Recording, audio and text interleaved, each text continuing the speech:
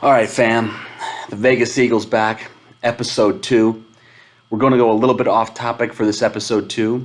We're going to talk about actually the Las Vegas Raiders. They are their first season here in Las Vegas, or as I like to call it, Las Heaven.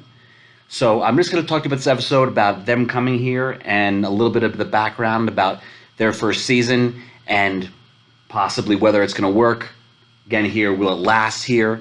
And will they come? With a little emphasis on who is they.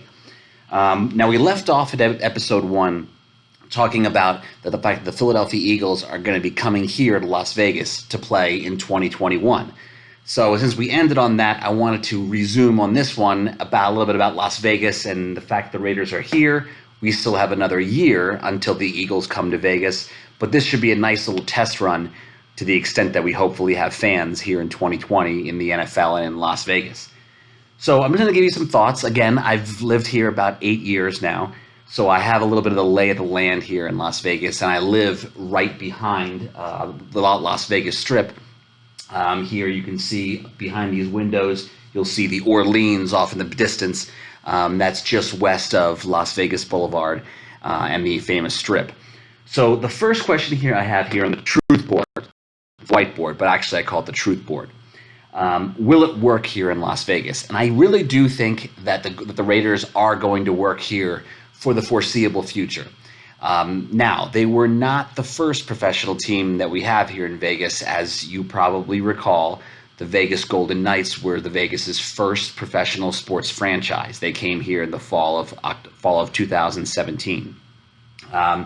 And the Golden Knights, in case you guys don't know and don't follow hockey, have really exploded on the scene in Vegas, and it's created one of the best home ice advantages in all of hockey. And I know that may sound crazy to a lot of people from hockey towns like Philadelphia or Chicago or Detroit or Boston or even New York, but they really have galvanized the city of Las Vegas, and they've really gotten behind the Golden Knights here. And it doesn't hurt that they went to the Stanley Cup final in their first year. And one of the big selling points of the Golden Knights is that they are, as the slogan goes, Vegas born. So there was something that the city really rallied around the team, because they were our first sports team, professional sports team, and they did not come from somewhere else, unlike the Raiders coming from Oakland and Los Angeles. But I do not think they're going to have the same level of support locally as the Golden Knights have. But I do think the Raiders will work here very well in at least the short term. Now, the things they have going for it, number one, they have a sparkling new stadium. They're going from by far the worst stadium in the NFL, as the Oakland Coliseum was absolutely the worst NFL stadium, to arguably the best NFL stadium with Allegiant Stadium opening up in the next few months. And I can tell you, as I drive past it almost every couple days, that they've nicknamed it the Death Star. Has black windows on the exterior. It is a pretty unbelievable stadium. And for those of you who don't know Vegas very well, it's a very easy place to get to. The Vegas airport is right next to Las Vegas Boulevard. It's right basically almost touches the Strip. And Allegiant Stadium is at the south end of the Strip, right by the Mandalay Bay. So if you come here, you can fly in the morning, go right to the game, and fly home to Oakland or LA. If you are a Raiders fan that keeps your season tickets, you can easily make that day trip here. And if you wanted to make it a weekend trip, any of the southern end hotels on the Strip are going to work where you can just walk to the game. Whether you're at Mandalay Bay, the Luxor, Excalibur, MGM Grand, New York, and even as far north as the Aria Hotel, you can relatively easily walk to the stadium. So that's a huge selling point for people who are coming in from out of town. So I do think you're going to get a good amount of LA Raiders fans and Oakland Raiders fans, people from LA or from Oakland that just either keep their season tickets or just want to come here and go to see the Raiders, all 8 of the Raiders home games here in Las Vegas. So I don't think they're going to have the level of ground swelling local support here as the Golden Knights do, but I think that's compensated for by the fact that you're still going to have all these LA and Oakland area Raiders fans who would want to come here and just continue following the Raiders. So I think in the near term, it's really going to work well. And again, for all those of you who just want to come to see the Raiders play against, maybe you're a fan of the Chiefs or the Chargers or any other team that may be the road team for the Raiders this year, it couldn't be easier to come here and just get a hotel room for the weekend at Mandalay Bay, for example, and walk to the game and make it into a weekend. That's what I really think is going to be a huge selling point for the Raiders and visiting teams fans who want to come here. Now, will it last? Again, like I mentioned, I think in the short term it really is going to last very well because, again, brand new stadium. You're going to have people who going to be supported here in Vegas, and you're going to have people, like I said, from California that could come in, at least in the short term, while it's going to be somewhere that it's going to be the new hotness with the new stadium. So I think that part will really work. Now the question will be is the staying power. But still, with a brand new stadium, the Raiders aren't going anywhere. They're here for 20 to 25 years no matter what because they have a brand new stadium. Because as long as Oakland has that dump of the Coliseum and LA, they have a brand new stadium too, but they're not going to be able to house a third team when they have the Rams and the Chargers there. So I don't see the Raiders going anywhere for the next 20, 25 years. They're going to be here in Vegas. So again, will it last? I think it's going to last in the short to medium term future. Now, go 25 years down the road, who knows what life is like at that point. But I do think the Raiders are going to be here for the medium term to about 20, 25 years. Now, I wrote here, will they come? And I think here is where I want to define the word they. Because as I know this from being a Golden Knights season ticket holder here, again, brand new arena for the Golden Knights, just like it's a brand new stadium for the Raiders. And whenever you go to a Golden Knights game, there is always a little sprinkling of the road team's fans. And sometimes it's much more than a sprinkling.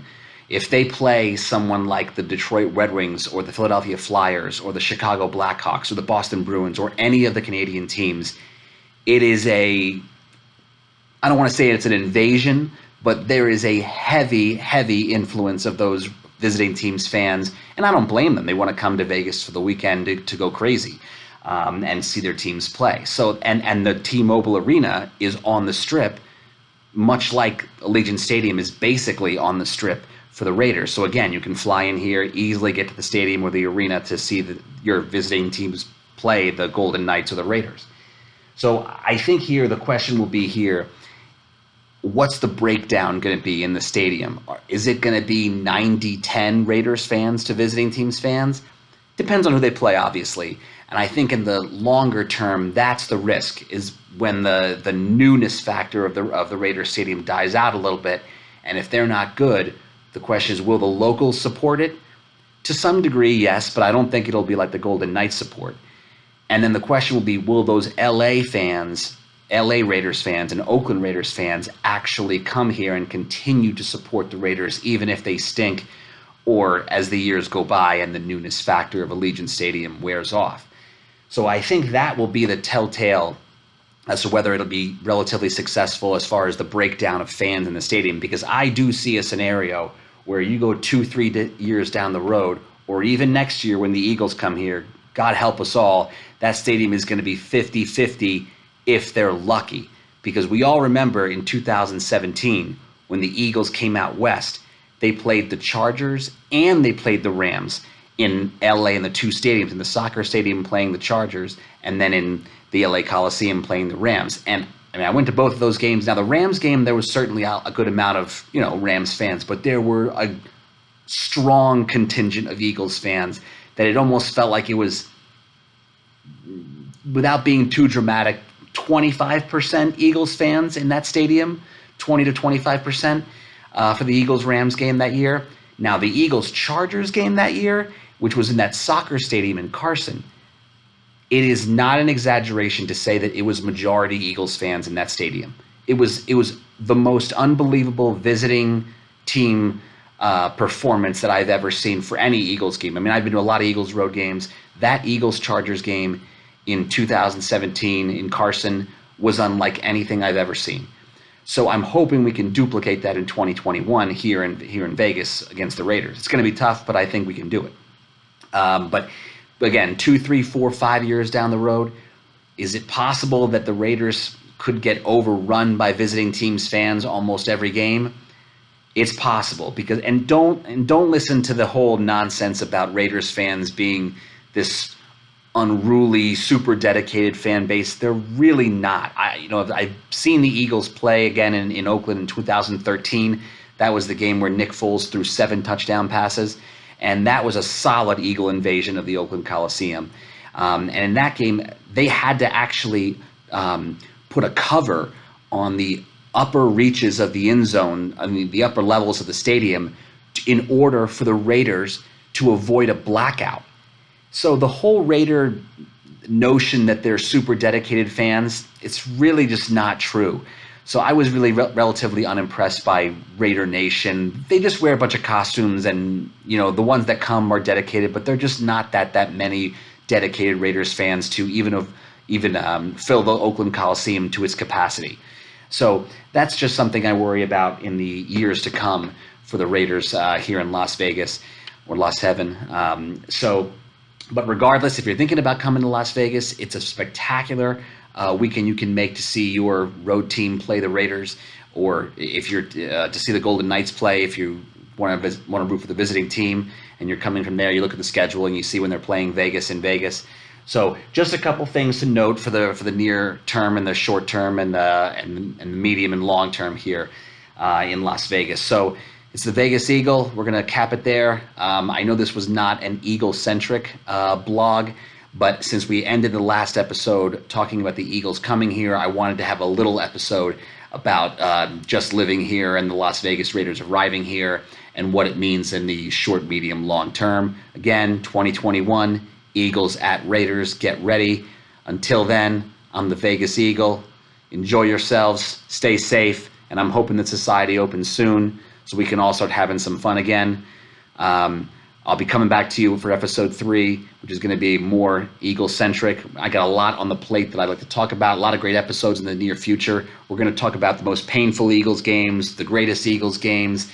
I'm going to talk about some unsung Eagles games in the past. I have a pretty solid memory of old Eagles games since 1988, so we're going to do a deep dive in a lot of old Eagles games that maybe aren't talked about as much as they should be. So again, but for this one, I just wanted to give you a little off-topic Las Vegas-centric episode. It's the Vegas Eagle. I'm out. Stay safe, everybody.